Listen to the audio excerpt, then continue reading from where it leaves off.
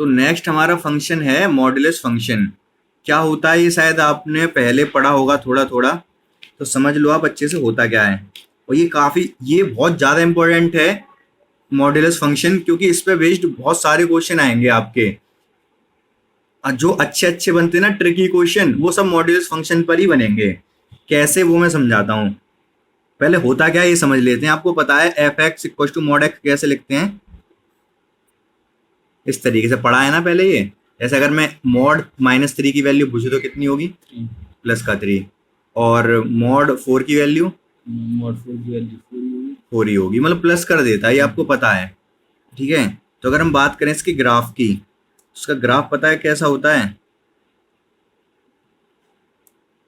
अभी हमने identity function पढ़ा था पीछे, आपको ध्यान हो तो।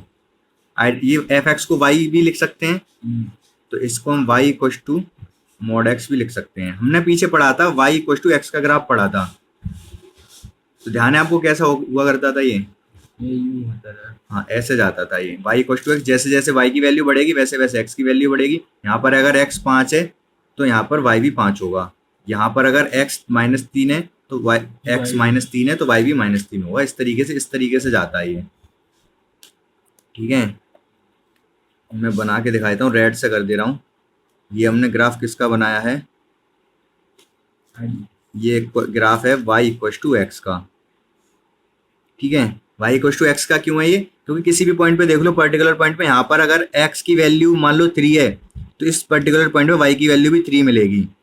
और यहाँ पर मान लो x की वैल्यू -4 है तो y की वैल्यू भी इस पॉइंट पे -4 ही मिलेगी। इस पॉइंट के कोऑर्डिनेट -4,4 होंगे, और या फिर 3,3 या जो भी है सेम आएंगे दोनों, क्योंकि y इक्व टू एक्स का ग्राफ है ना ये, तो y जितना हो उतना ही x होगा। तो ये बात आपको समझ आ गई, y इक्व टू एक्स का ग्राफ है। अगर हम बात करें y equal to mod X की, तो मॉड क्या करता है? नेगेटिव को भी पॉजिटिव कर देता है, तो पॉजिटिव को पॉजिटिव रखता है, पॉजिटिव को पॉजिटिव रखता है, मतलब यहाँ तक तो ग्राफ सेम रहेगा। किसका? y equal to mod X का। लेकिन नेगेटिव में नहीं जाएगा, ये वापस पॉजिटिव में बढ़ना स्टार्ट हो जाएगा। आ रही बात समझ? तो अगर x की वैल्यू -4 भी है तो y की वैल्यू कितनी मिलेगी? प्लस का 4।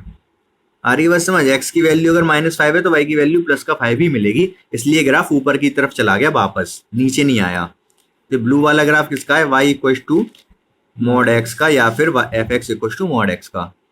तो इतनी बात तो आपको क्लियर होनी ही चाहिए, इसमें तो कोई कंफ्यूजन नहीं होनी चाहिए। है तो भी पूछ लो आप। अभी देखो इस फंक्शन को हमें लिखना हो ना, तो कैसे लिखेंगे हम? फंक्शन क्या है, ब्रेक कर करके भी लिखते हैं। अभी शायद मैंने आपको नहीं बताया होगा फंक्शन ब्रेक करके कैसे लिखा जाता है। जैसे होता क्या है, एफ एक्स, अगर मान लो मुझे कोई फंक्शन लिखना है एफ एक्स, लेकिन ये फंक्शन क्या है, एक्स जब ग्रेटर देन 0 है तो मान लो फंक्शन की वैल्यू है 2x। ठीक है, तो 2x कब है? जब x ग्रेटर देन 0 है। लेकिन जब x लेस देन 0 है तब मान लो फंक्शन 3x की तरह बिहेव करेगा। तो 3x है कब? जब x लेस देन 0 है।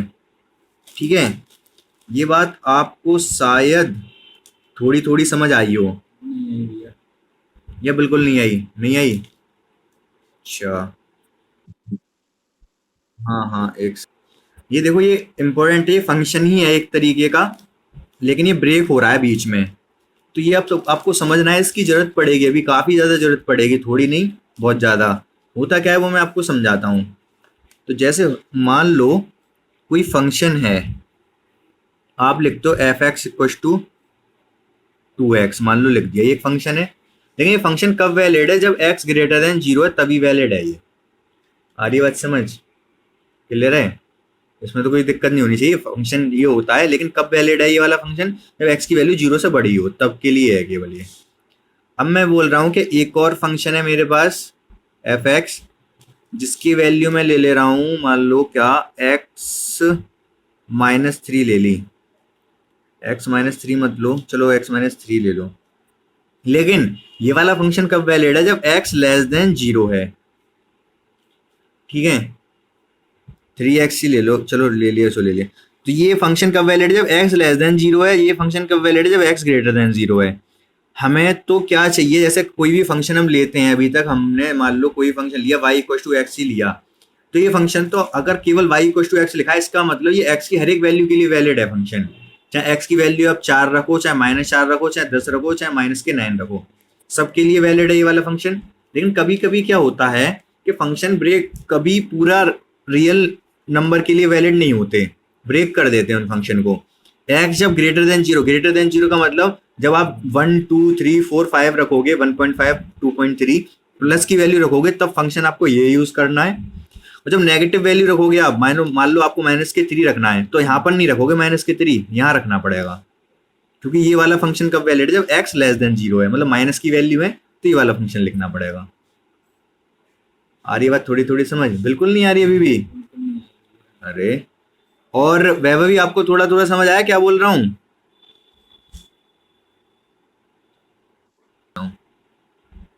कोई भी क्वेश्चन ले लो। हाँ हाँ, क्वेश्चन से समझाता हूँ। देखो मैं एक फंक्शन दे रहा हूँ आपको, ठीक है, और फंक्शन किस तरीके का दे रहा हूँ, थोड़ा कुछ नए तरीके का दे रहा हूँ। मैं यहाँ पर दे रहा हूँ आपको x+2 when x is greater than equal to 3, ठीक है। और दिया मैंने आपको 3 कर लो यहाँ, और फिर मैंने दिया फंक्शन आपको 2x when x is less then 1, क्या लिख दिया, उल्टा लिख दिया, when x is greater then 1 और लेस देन इक्वल टू, हटा दो, इक्वल टू ऊपर भी लगा चुके हैं, ग्रेटर देन 1 और लेस देन 3। और मैं फंक्शन ले रहा हूँ 1 से नीचे के लिए, 1 से नीचे के लिए ले लिया मैंने, एक सेकेंड, लेस देन 0। हाँ नहीं, फंक्शन लेना पड़ेगा मुझे व्हेन x इज, यहाँ पर क्या था, ग्रेटर देन 1 था, यहाँ लेस देन इक्वल टू 1 लेना पड़ेगा। जब 1 से कम है तब फंक्शन की वैल्यू ले रहा हूँ मैं, मान लो मैंने ले ली x+4, ठीक है।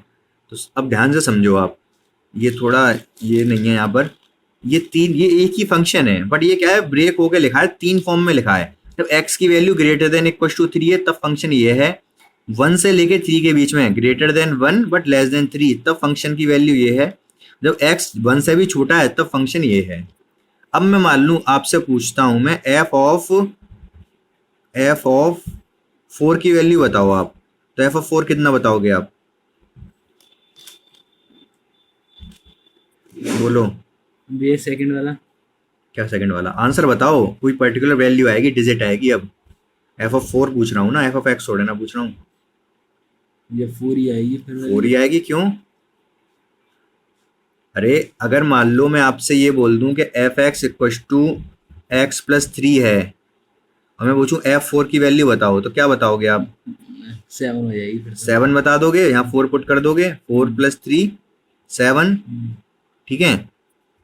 ऐसे ही यहाँ पर है, अब मैं f ऑफ 4 की वैल्यू पूछ रहा हूँ, फंक्शन आपको ये दे रखा है मैंने, तो बताओ f ऑफ 4 की वैल्यू क्या होगी? 7 और 8 और 8।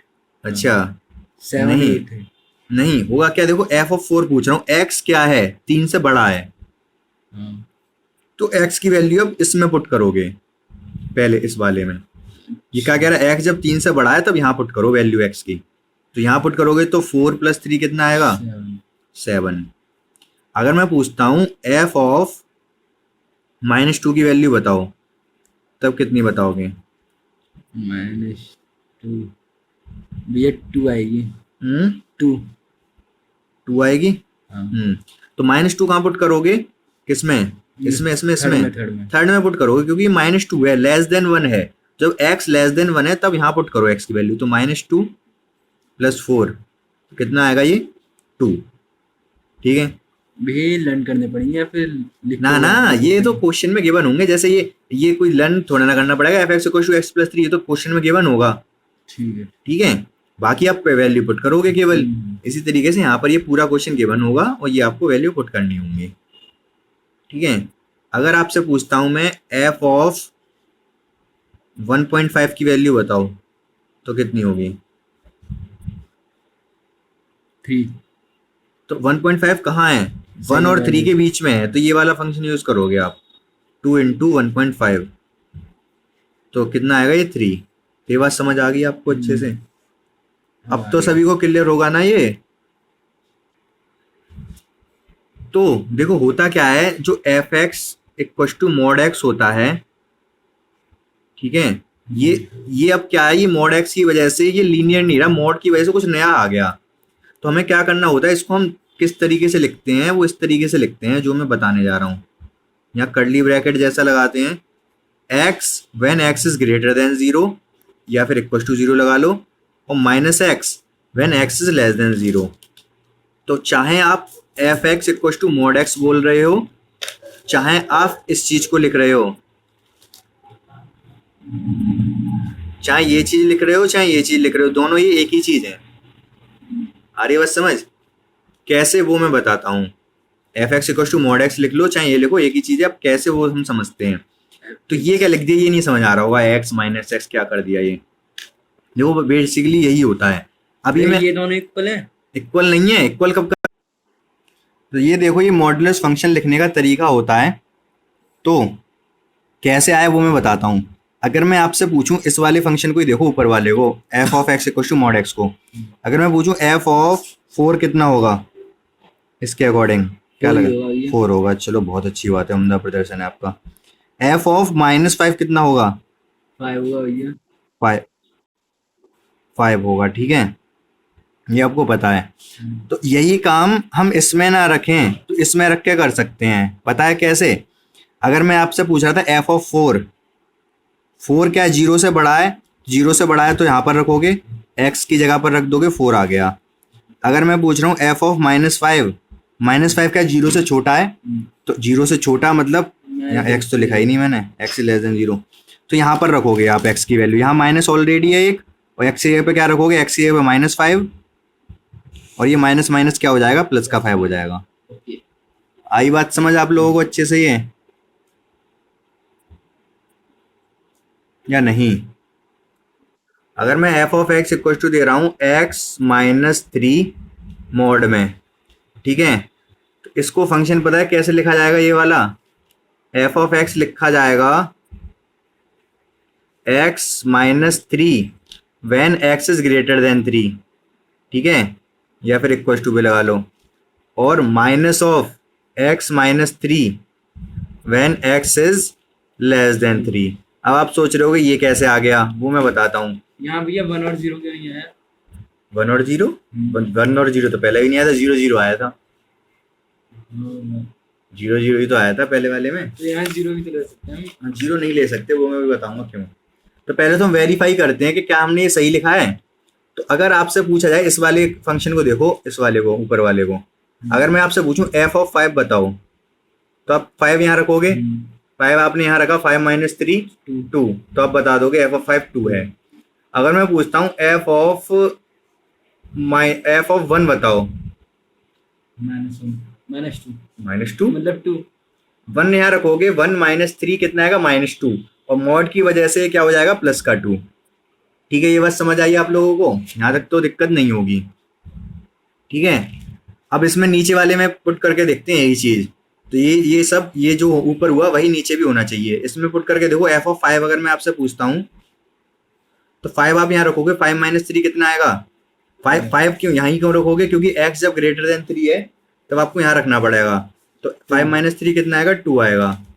अगर मैं आपसे एफ ऑफ 1 पूछ रहा हूँ, 1 क्या है, लेस देन 3 है, लेस देन 3 है तो यहाँ रखना पड़ेगा 1 माइनस, ये क्या फिर कितना होगा, ये माइनस बाहर लग रहा है, x जगह पे 1 रखना है, -3, तो ये -2 होगा, बट माइनस इसको क्या कर देगा, प्लस कर देगा। आई बात समझ? क्लियर है ये? इसका मतलब ये बिल्कुल ठीक लिखा है। अब ये कैसे लिखा है वो मैं समझाता हूँ। तो देखो, दो ही चीज होती हैं कि मॉड में क्या होता है, प्लस होता है, और एक बार वो माइनस को प्लस कर देता है। तो ये माइनस पता है क्या कर रहा है, ये माइनस को प्लस ही कर रहा है, क्योंकि ये वाली वैल्यू माइनस की आने वाली है, और माइनस लगा के हमने माइनस को प्लस कर दिया। आ रही है बात समझ? आ तो रही है। देखो, ये तो प्लस होता ही है, ठीक है। जब माइनस में वैल्यू आती है, जैसे -2 आया, तो आपने +2 कर दिया, आपने -2 को क्या कर दिया, +2 कर दिया जब 1 रखा था तब। क्यों, कैसे किया आपने, एक्चुअली इसमें माइनस का मल्टीप्लाई कर दिया, मतलब यहाँ मॉड की जगह वहाँ माइनस लग गया। हाँ, मोड में जब माइनस को आप प्लस करते हो इसका मतलब माइनस की वैल्यू पे आप माइनस का मल्टीप्लाई कर दे रहे हो, इसीलिए यहाँ माइनस लग गया। ठीक है, अब बात रह गई ये 3 कैसे आ गए यहाँ पर। मोड किस पे काम करता है पता है आपको? मोड जीरो पे काम करता है। जीरो पे कैसे करता है? जीरो से आगे की वैल्यू को ये एक्स ही रखता है, जीरो से पीछे की वैल्यू को ये माइनस एक्स कर देता है। माइनस एक्स कर देता है मतलब -2 अगर आएगा, एक्स की वैल्यू -2 है तो एक और माइनस लगा के +2 कर देता है। जीरो पे काम करता है ये। तो x -3 को अगर मैं जीरो के इक्वल रख दूं तो क्या आएगा? x = 3 आएगा। तो इसीलिए 3 पर ब्रेक हुआ है। बात समझ आई आप लोगों को थोड़ी? अब नेक्स्ट है सिग्नम फंक्शन। सिग्नम है, सिंगम नहीं है ये। ठीक है, क्या होता है वो समझ लो आप। अभी जैसे मैंने समझाया ना अलग अलग ब्रेक करके, उसी तरीके से लिख रहा हूँ। fx क्या होता है यहाँ पर? fx होता है 1 when x is greater than 0। जब x की वैल्यू 0 से बड़ी होगी तब ये फंक्शन वैल्यू 1 देगा, चाहे कुछ भी रख लो। f ऑफ 3 कितना आएगा? 1। f ऑफ 4 कितना आएगा? 1। जब x 0 हो जाता है तब इस फंक्शन की वैल्यू मिलती है 0। f ऑफ 0 कितना? 0 ही मिलेगा। और -1 मिलता है when x is less than 0।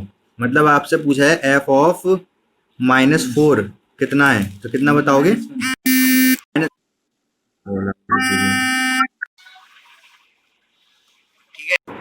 तो ये होता है। और अगर आपसे पूछा जाए f ऑफ 6 कितना होगा, तो f ऑफ 6 कितना होगा? 6 ग्रेटर देन 0 तो 1 होगा। तो ये सिग्नम फंक्शन है। ग्राफ तो किस ये क्या कहते हैं 1 और 6 से इक्वल कैसे हो जाएंगे? 1 और 6 का आप बोलो क्या कह रहे हो? मैं यूँ कह रहा हूँ कि क्या कहते हैं हम लोग यहाँ -4 रखते थे तो मोड में यहाँ पे क्या कहते हैं 4 रखते थे। मोड कहाँ से आ गया? नहीं, जैसे कि यहाँ x -3 है हाँ। तो यहाँ x की वैल्यू पुट करते थे, तो वहाँ -6 की वैल्यू 6 नहीं पुट करेंगे। यहाँ 6 की वैल्यू 6 पुट करोगे? हाँ, आगे वाले ऑप्शन में 6 पुट करोगे? कहाँ पुट करोगे 6? यही तो भैया, कोई ऑप्शन ही नहीं है कहाँ पुट करेंगे। हाँ तो वही तो, जब यहाँ पे x होगा तभी तो पुट करते हैं x की जगह पर। x है ही नहीं, कांस्टेंट फंक्शन है ये। कांस्टेंट फंक्शन मतलब मैंने पहले पीछे बताया है, आपकी कॉपी में ही बताया था। आइडेंटिटी फंक्शन वो ऐसे ही समझा दिया था मैंने, लिखा नहीं था। तो देखो क्या बताया था, कांस्टेंट फंक्शन बताया था। कांस्टेंट फंक्शन में जैसे f(x) = मान लो 4 है, ठीक है। तो अगर आपसे पूछे f ऑफ 10 की वैल्यू कितनी है तो कितनी बताओगे? 4। f ऑफ 1000 की वैल्यू कितनी बताओगे? 4। f ऑफ -10 की वैल्यू कितनी बताओगे? 4। तो किसी चीज से फर्क पड़ रहा है, क्यों? क्योंकि कांस्टेंट फंक्शन है, इसमें x है ही नहीं। ठीक है, तो इसी तरीके से यहाँ पर होता है। अब इसके ग्राफ की बात करें तो ग्राफ कैसा होता है इसका? ये x एक्सिस है, ये y एक्सिस है, और यहाँ पर 0 पे वैल्यू 0 होती है, x 0 पे 0, तो रेड से दिखा दिया मैंने 0 पे 0। और फिर ये मान लो यहाँ पर 1 है, यहाँ -1 है। तो यहाँ पर हम इसमें करेंगे ओपन सर्किल।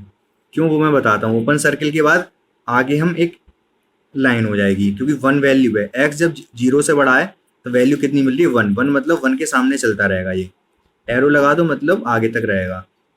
ऐसे यहाँ पर ओपन सर्किल रखेंगे, और पीछे जब x लेस देन 0 है, जब x लेस देन 0 है, x की वैल्यू यहाँ 0 से कमी तो होती है, तब वैल्यू -1 है, तो ये -y की वैल्यू -1 मिल रही है।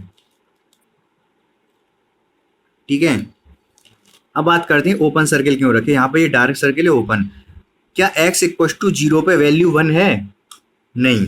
तो x = जब 0 है तो वैल्यू 1 यहाँ पर नहीं है वैल्यू, इसलिए मैंने खुला हुआ रखा है ये।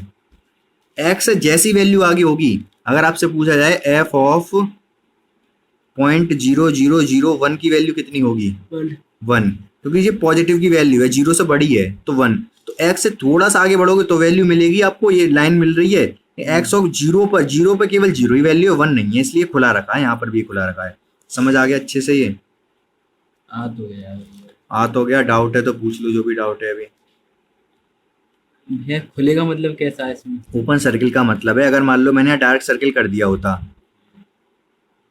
तो इससे हमें मतलब इसमें ब्लैंक है, जैसे ये पूरा फुल कर हाँ, तो दिया अब ये हमें dark- क्या लग रहा है कि ये function x equal to zero पर x इक्व टू जीरो पे 1 भी है, ठीक है। x इक्व टू जीरो पे तो जीरो ही है ये, तो ओपन सर्किल इसीलिए रखा कि जिससे कि यहाँ पर वैल्यू नहीं है, x इक्व टू जीरो पर -1 वैल्यू नहीं है, इसलिए खुला हुआ यहाँ पर कुछ नहीं है, उससे आगे है वैल्यू। अच्छा आ रही है बस समझ, -1, तो ये गलत हो गया, यहाँ पर ओपन रहेगा ये, ठीक है। नेक्स्ट है ग्रेटेस्ट इंटीजर फंक्शन।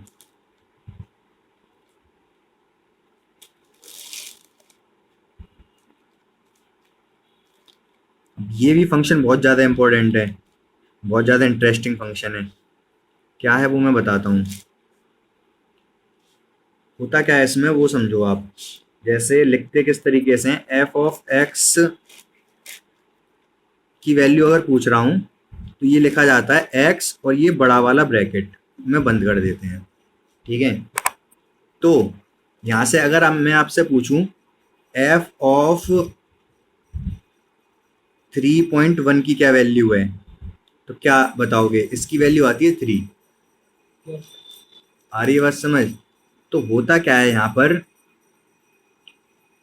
जैसे 3.1 है, चाहे कुछ भी आए, 3 के बाद कोई भी वैल्यू आएगी, वैल्यू है 3 देगा। इंटीजर फंक्शन है ना ये, इंटीजर वैल्यू देगा। और 3.6 हुई तो हाँ, अगर मैं आपसे एफ ऑफ 3.6 भी पूछूं तब भी वैल्यू 3 मिलेगी। एफ ऑफ 3.999 पूछूं, अभी 4 से तो कमी है, तो भी वैल्यू 3 मिलेगी, ठीक है। तो ये होता है, बात समझ आ गई। अगर इसी तरीके से मैं आपसे पूछूं एफ ऑफ 10.1 की वैल्यू पूछूं तो कितनी आएगी? 10 आएगी। अगर मैं आपसे एफ ऑफ -4.9 की वैल्यू पूछूं तो कितनी आएगी? 4 आई, प्लस का 4, माइनस का, क्या कह रहे हो? नहीं, माइनस का 5 आएगा। क्यों, वो मैं बताता हूँ। देखो होता क्या है, ये इसका नाम है ग्रेटेस्ट इंटीजर फंक्शन। इंटीजर मतलब इंटीजर पूरी वैल्यू, ठीक है, पूर्णांक बोलते हैं हिंदी में। अब ग्रेटेस्ट का क्या मतलब है, इस 3.1 से पहले सबसे बड़ा इंटीजर कौन सा है? 3, इसलिए 3 आ गया। 3.6 से पहले सबसे बड़ा इंटीजर कौन सा है? 3। 3.999 से पहले सबसे बड़ा इंटीजर, ग्रेटेस्ट मतलब सबसे बड़ा, कौन सा है? 3। 10.1 से पहले सबसे बड़ा इंटीजर कौन सा है? 10। आ रही है बात समझ? -4.9 से पहले -5 है।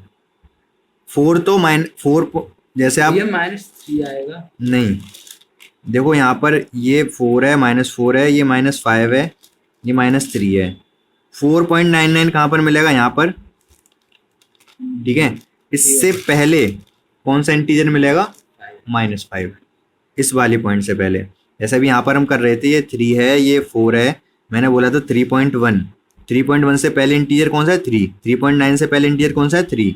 ऐसे ही 4.9 -4.9 है ये, इससे पहले इंटीजर कौन सा है? -5, तो -5 मिलेगा ये। बात समझ आई सभी को? एफ ऑफ अगर मैं आपसे पूछता हूँ -99.9, कितना आएगा ये? -100। तो बढ़िया फंक्शन है ये, ठीक है। तो आपको समझ आ गया होगा। अब मैं इसको ग्राफ पर ड्रॉ करके दिखा देता हूँ कैसे होगा। तो अगर आपका ये एक्सेस है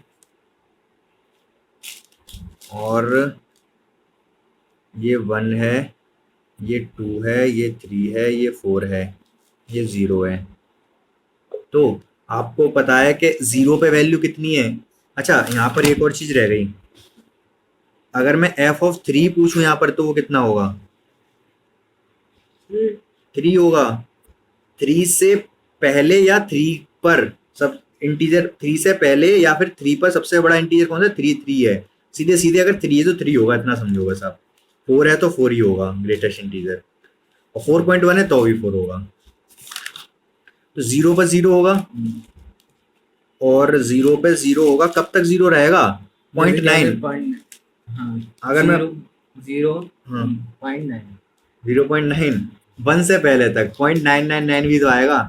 तो ये फंक्शन रहेगा कहाँ तक? यहाँ तक रहेगा ये, जब तक कि 1 ना हो जाए। 1 पे मैं ओपन सर्किल करूंगा, क्यों? क्योंकि 1 पे 1 वैल्यू 1 हो जाएगी, तो मुझे वहाँ यहाँ पर जाना पड़ेगा। ये 1 है, ये 2 है, ये 3 है। तो जैसी x की वैल्यू 1 होगी, फंक्शन क्या कर देगा? वैल्यू 1 कर देगा। यहाँ पर मैंने डार्क सर्किल किया। फिर ये क्या है? चलता जाएगा चलता जाएगा, 1 ही रहेगा। 1.5 पर भी 1 है, x की वैल्यू 1.5 होगी तब भी फंक्शन 1 है। 1.9 पर भी 1 है। और कब तक रहेगा? 2 तक। 2 पे ओपन सर्कल, जैसी वैल्यू 2 होगी तो वैल्यू ये नहीं होगी, वैल्यू पहुंच जाएगी 2, और फिर 2 से 3 तक रहेगी। फिर ओपन सर्किल, फिर 4 पहुंच जाएगी, फिर ये 4 रहेगी। इसी तरीके से ये चलता रहेगा। पीछे भी -1 है और यहाँ पर 1 कर लो ये, तो यहाँ से वैल्यू ये रहेगी, फिर ये इस तरीके से, और यहाँ पर इस तरीके से। इसी तरीके का बनता जाएगा। ये देखने में भी बढ़िया लग रहा होगा। डिजाइन सी लग रही है। 1 2 3 1 2 3 ठीक है। ये बात आपको समझ आ गई सभी को अच्छे से? मैंने क्या बताया था? f(3) की वैल्यू 3, f(3) कहाँ? ये x3 है यहाँ पर। f(3) का अगर मतलब पूछ रहा हूँ, मतलब x जब 3 है तो y की वैल्यू, जब x 3 है तो y की वैल्यू क्या है, ये पूछा जाता है। तो जब x 3 है तो फंक्शन की वैल्यू हमको क्या मिलेगी? 3 मिलेगी। ठीक है, तो 3 कहाँ है? ये रहा 3 मिली यहाँ पर। ठीक है, f ऑफ 3.5 पे वैल्यू कितनी मिलेगी? 3 के सामने ही है। f और 3.99 पे वैल्यू कितनी मिलेगी? 3 है। जैसी 4 होगा f ऑफ 4, तो 4 वैल्यू मिलेगी, यहाँ पर ऊपर आ जाएगा डार्क, पर आगे 4 ही रहेगी जब तक कि वो 5 ना हो जाए। ऐसे ही अगर मैं आपसे पूछूं f ऑफ 2 की वैल्यू कितनी है? 2 मिलेगी। f ऑफ 2.5 की वैल्यू 2 है। 2 यहाँ पर ये स्ट्रेट लाइन है तो 2 के सामने ही तो पड़ रहा है ये भी पॉइंट। यहाँ पर जैसे हम पॉइंट बनाते हैं, जब हम ग्राफ ड्रॉ करते हैं इस तरीके से, मान लो कि ग्राफ है, यहाँ पर आपसे पूछा जाए, यहाँ पर मान लो ये x3 के सामने है और इधर y में 4 के सामने है ये वाला पॉइंट इस ग्राफ पर, तो आप क्या बोलते हो? f ऑफ 3 कितना है? 4 है। मतलब जब x3 है तो y 4 है, यही तो बोलते हो। तो इसी तरीके से यहाँ पर जब x 2.5 है तो y की वैल्यू कितनी है? 2, जो अभी मैंने समझाया पीछे। ठीक है, तो एक और समझना है आपको, fractional part function, fractional FRACTIONAL part function. तो फ्रैक्शनल पार्ट फंक्शन क्या होता है ये समझो अब आप। तो देखो होता क्या है, अभी आपने ग्रेटेस्ट इंटीजर फंक्शन समझ लिया। ठीक है, आपने समझा था f(x) इक्वल टू क्या होता है, ये mod x, ये ग्रेटेस्ट इंटीजर फंक्शन है। तो यहाँ पर क्या आता है? f ऑफ, अगर मैं पूछ रहा था आपसे f ऑफ 3.1 की वैल्यू कितनी आई थी? 3। अगर वापस आपको 3.1 ही चाहिए तो आपको इसमें कुछ ऐड करना पड़ेगा। क्या ऐड करना पड़ेगा? आपको इसमें ऐड करना पड़ेगा 0.1। तो ये जो 0.1 है यही फ्रैक्शनल पार्ट फंक्शन है। आ रही बात समझ या नहीं? भैया आपने ये बोला तो वो तो आ गया, पर कैसे वो मैं बताता हूँ। अब ये f ऑफ x होगा कैसे? अगर मैं x में से ग्रेटेस्ट इंटीजर को माइनस कर दूं तो क्या मिलेगा मुझे? 0.1 ही मिल जाएगा। कैसे, वो मैं समझाता हूँ। तो फंक्शन क्या होता है? ये फंक्शन होता है x में से अगर मैं mod x को माइनस कर दूं, ये फंक्शन है। मुझे चाहिए क्या? मुझे एक्चुअली वो चीज़ चाहिए जो छूट गई मतलब ग्रेटेस्ट इंटीजर में छूट गई। जैसे अगर f(x) equal to mod x greatest integer है और मैं आपसे वैल्यू पूछ रहा हूँ f ऑफ 3.6 की। ठीक है, तो आप क्या बताओगे इसके अकॉर्डिंग? 3 बता दोगे अगर ग्रेटेस्ट इंटीजर फंक्शन है तो। लेकिन यहाँ पर क्या हुआ? 0.6 छूट गया, मुझे अगर वो वापस लेके आना है तो कैसे आएगा वो? x में से इस 3 को माइनस कर दूं। x क्या है? 3.6 है। इस x में से इस 3 को माइनस कर दूं तो 0.6 ही तो मिलेगा। तो इसीलिए f(x) क्या है? x minus mod x, sorry greatest integer x। ठीक है, तो यहाँ से क्या है? आपको जो फ्रैक्शनल पार्ट जो आपको छूट गया वो मिल जाएगा इस फ्रैक्शनल पार्ट फंक्शन से। इसको फ्रैक्शनल पार्ट ही तो बोलते हैं, 0.6 है 0.9 है, इंटीजर कोई बात जो आता है फ्रैक्शनल पार्ट रह जाता है। पॉइंट हटा दोगे ना पॉइंट आ जाएगा। हाँ, बात समझ आई है चारुल थोड़ी थोड़ी या नहीं? थोड़ी थोड़ी आ गई ना? देखो मैं बताता हूँ होता क्या है। जैसे अगर मैं आपसे पूछ रहा हूँ इस फंक्शन को, आप ध्यान दो बस, अगर मैं आपसे पूछ रहा हूँ एफ ऑफ 4.9 बताओ कितना है, तो यहाँ पर आपका क्या है, 4 तो कंप्लीट वैल्यू है, 0.9 क्या है इसका फ्रैक्शनल पार्ट है, ठीक है। पॉइंट तो पूरा इंटीजर है, 0.9 क्या है इसका फ्रैक्शनल पार्ट है, यही मिल जाएगा हमें। कैसे? x क्या है 4.9 है, इसी वाले फंक्शन में पुट कर रहा हूँ, x 4.9 है और इसका ग्रेटेस्ट इंटीजर कितना आएगा 4.9 का 4, तो क्या मिलेगा 0.9। तो क्या मिल रहा है आपको? फ्रैक्शनल पार्ट मिल जा रहा है इस फंक्शन के थ्रू, इस वैल्यू का फ्रैक्शनल पार्ट मिल गया 0.9, ठीक है। तो बस आसान है ये भी फंक्शन। जैसे ग्राफ पर ड्रॉ करके देख लेते हैं बस जल्दी से क्या होता है। ये 1 है, ये 2 है, ये 3 है, ये 4 है, यहाँ 1 ले लो, ये 2 ले लो, ये 3 ले लो, जरूरत नहीं है ऊपर ज़्यादा लेने की। यहाँ पर ये x एक्सिस है, y एक्सिस है। अब देखो होता क्या है, ये क्या केवल आपको फ्रैक्शनल पार्ट देगा। अगर वैल्यू आपकी बढ़ती जा रही है कहाँ से कहाँ तक, 0 से लेके 1 तक, मान लो 0.5 है, 0.5 पर फ्रैक्शनल पार्ट, चलो आगे देखते हैं 2 से 3 तक देखते हैं। 2 पर फ्रैक्शनल पार्ट कितना होता है? अगर मैं 2 ले रहा हूँ, x की वैल्यू 2 ले रहा हूँ, केवल 2 लिख रहा हूँ, फ्रैक्शनल पार्ट है इसमें क्या है? कुछ नहीं है, 0 है, तो ये 0 से स्टार्ट होगा, ठीक है। जैसे जैसे मैं बढ़ता जाऊंगा 2.5 पे फ्रैक्शनल पार्ट क्या है 0.5, तो 0.5 पर यहाँ पर 2.5 पे 0.5 है, मतलब 0.5 यही तो है यहाँ, तो इतना है। बेसिकली ये बढ़ता जाएगा 1 तक जाएगा ये। आ रही है बात समझ? समझ नहीं आ रहा तुम्हें कुछ भी? हाँ, आ रहा है। तो फ्रैक्शनल पार्ट इतना ही, फ्रैक्शनल पार्ट कहाँ से कहाँ तक होता है? 1 तक होता है, पॉइंट में होता है। जैसे जैसे वैल्यू बढ़ती जाएगी 3 पर 0 मिलेगा फ्रैक्शनल पार्ट, जैसे जैसे आप वैल्यू बढ़ाओगे वो बढ़ती जाएगी, 1 तक जाके रुक जाएगी। 1, अगर मैं आपसे पूछूं 1.2 में फ्रैक्शनल पार्ट कितना है, तो 0.2 है। अच्छा 1 पे कितना है? 0 है, तो 1 पर 0 है, और 1.2 यहाँ होगा, यहाँ पर कितना है 0.2, तो ये बढ़ता जाएगा, 2 पर जाके 1 हो जाएगा, 0 हो जाएगा 2 पे जाके, ठीक है। यहाँ पर नहीं, 2 से पहले रोक लेंगे ना फिर से। 2 से पहले ही तो रोक दिया मैंने, इसीलिए तो ओपन सर्किल रखा है, मतलब 2 पर नहीं है, 2 पे तो 0 है ये। ठीक है, इसी तरीके से यहाँ पे बढ़ेगा ये, और यहाँ पे आके ये ऐसे। बस समझ आई? तो ये भी अच्छा सा लग रहा होगा, एक बार रिवाइज करना, आप सोच के देखना, ज़्यादा दिमाग लगाने की जरूरत नहीं है। जब क्वेश्चन जैसे आगे आगे आते जाएंगे तो आपको रिवीजन होता जाएगा, ये आप समझते जाओगे। एक बार लेकिन रिवाइज करना भी जरूरी है, जिससे कि आपको क्वेश्चन दिखें जब, तो आपको याद आ जाए कि हाँ ऐसा हमने पीछे कुछ पढ़ा था, ठीक है। तो बस इतना ही है फंक्शन के बारे में। अभी बाकी जो फंक्शन की और प्रॉपर्टी, फंक्शन जितने भी तरीके के हो सकते थे इतने ही पढ़ने हैं, बाकी और भी तरीके के हैं वो हम बाद में पढ़ेंगे, और बाकी और जो प्रॉपर्टीज हैं फंक्शन पे बेस्ड वो हम कल की क्लास में देख लेंगे, ठीक है।